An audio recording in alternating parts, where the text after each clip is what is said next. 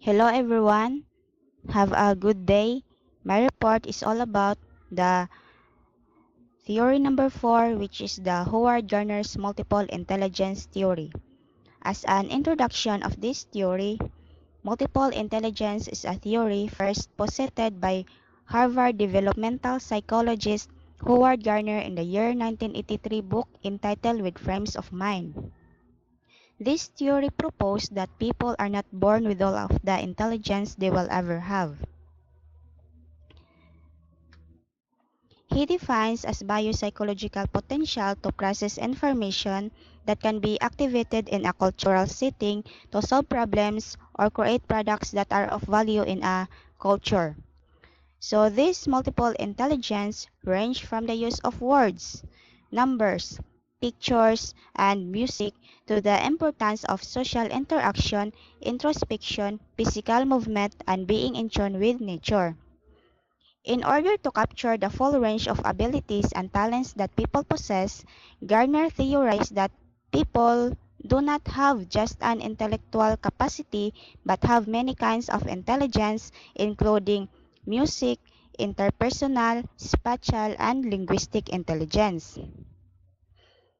Gardner proposed that there are 8 intelligence under his theory. First is the linguistic intelligence. It is refers to an individual's ability to analyze information and produce work that involves oral and written language such as speeches, books, and emails. So people who are strong in linguistic intelligence are able to use words well, both when writing and speaking. These individuals are typically very good at writing stories, memorizing information, and reading. People with this intelligence are able to remember spoken and written information. They can debate or give persuasive speeches. They can also able to explain things well and they use humor when telling stories. Second is the logical mathematical intelligence. It describes the ability to develop equations and proofs, make calculations, and solve abstract problems. So, people who are strong in this intelligence are good at reasoning, recognizing patterns, and logically analyzing problems. Moreover, these individuals are tend to think conceptually about numbers, relationship, arrangement, and composition.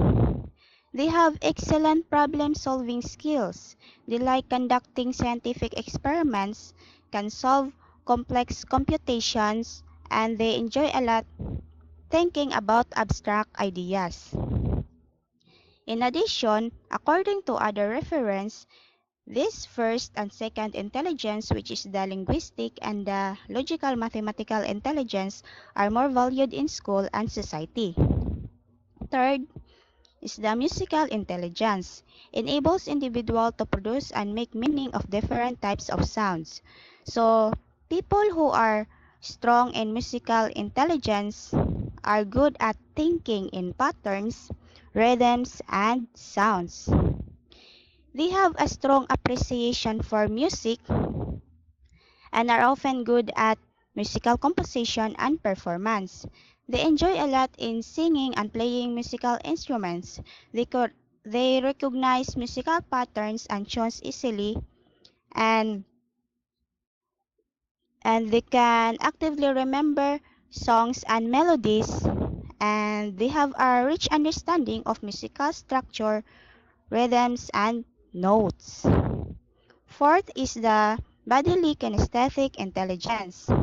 Entails using one's own body to create products or solve problems. So, those who have high bodily kinesthetic intelligence are said to be good at body movement, performing actions, and physical control. People who are strong in this area tend to have excellent hand-eye coordination and dexterity, or also known as readiness and grace in physical activity. People with bodily kinesthetic intelligence are skilled at dancing and sports. They enjoy creating things with his or her hands, have excellent physical coordination, and they can remember more by doing rather than hearing and seeing.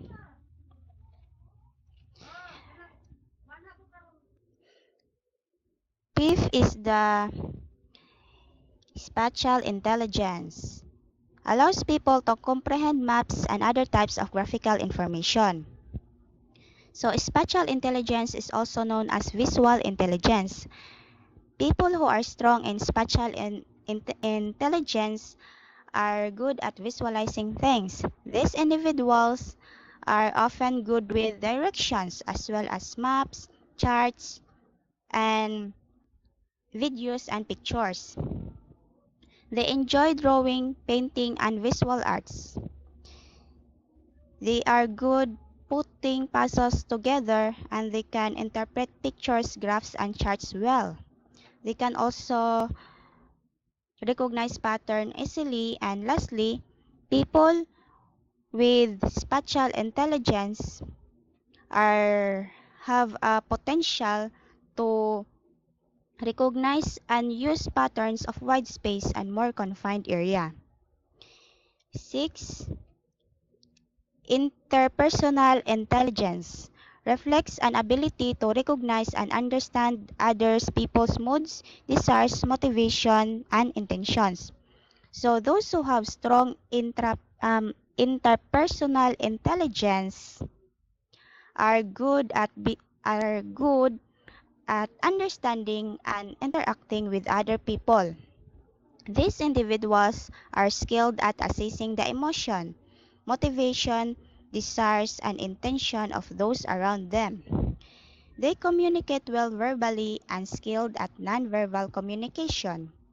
They see situations from different perspectives and they tend to create positive relationship with others and they can resolve conflicts in group settings. 7 is the intrapersonal intelligence. Refers to people's ability to recognize and assess those same characteristics within themselves. So individuals who are strong in intrapersonal intelligence are good at being aware of their own emotional states, feelings, and motivation. They tend to enjoy self-reflection and analysis, including daydreaming, exploring relationship with others, and assessing their personal strength. They analyze their strength and weakness well. They enjoy analyzing theories and ideas, and they have an excellent self-awareness. Last is the naturalistic intelligence. Refers to the ability to identify and distinguish among different types of plants, animals, and weather formation found in the natural world. So naturalistic is the most recent addition to Gardner's theory and has been met with more resistance than his seven intelligence. According to Howard Gardner, individuals who are high in this type of intelligence are more in tune with nature and are often interested in nurturing, exploring the environment, and learning about other species. These individuals are said to be highly aware of even subtle changes to their environment. People with naturalistic intelligence are interested in subjects such as botany, biology, and zoology. They enjoy camping, gardening, hiking, and exploring the outdoors. And those are the 8 intelligence by Howard Gardner's multiple intelligence theory. In general, the theory of multiple intelligence enjoys considerable popularity with educators. Many teachers utilize multiple intelligence in their teaching philosophy and work to integrate Gardner's theory into the classroom. And for the activity, it should be done in Microsoft Word, Google Docs, or any software that is convenient to you. There are 2 questions. First is that choose one type of multiple intelligence. Which do you think you are? Then explain at least 100 words. Second, How multiple intelligence relevant to our profession? Then explain at least 100 words. Then you have two modes of sending your output, either in Gmail or in Messenger. So in Gmail, you can send your output either these three accounts, while in Messenger, you can PM your output either these two person. And that's all. Thank you for listening and watching this video, and have a nice day.